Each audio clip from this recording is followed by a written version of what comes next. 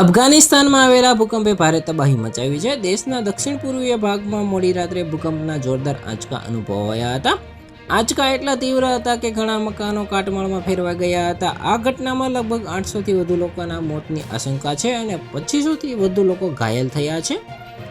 અફઘાનિસ્તાનમાં આવેલા ભૂકંપની તીવ્રતા રિક્ટર સ્કેલ પર 6.0 માપવામાં આવી છે અને યુનાઇટેડ સ્ટેટ જિયોલોજિકલ સર્વે અનુસાર ભૂકંપનું કેન્દ્ર જલાલાબાદથી 27 કિલોમીટર દૂર ઉત્તર પૂર્વમાં જમીનથી 8 કિલોમીટર નીચે નોંધવામાં આવ્યું હતું. અને અફઘાનિસ્તાનના નાંગરહાર જનસ્વાસ્થ્ય વિભાગના પ્રવક્તા નકીબુલ્લા રહીમીએ ભૂકંપની પુષ્ટિ કરી છે. અફઘાનિસ્તાનના સ્વાસ્થ્ય મંત્રાલયના પ્રવક્તા સરાફત જમાન અનુસાર મૃત્યુ પામેલા અને ઇજાગ્રસ્ત થયેલા લોકોની સંખ્યા ઘણી વધારે છે. જોકે વિસ્તારમાં પહોંચવું મુશ્કેલ છે અને તેમની ટીમ ઘટના સ્થળે હાજર થઈ ગયેલી છે. દિલ્હી અને એનસીઆરમાં પણ ભૂકંપના આંચકા અનુભવાયા હતા. અફઘાનિસ્તાન ઉપરાંત પાકિસ્તાનના ખૈબર પખ્તુનખ્વામાં પણ આંચકા અનુભવાયા હતા.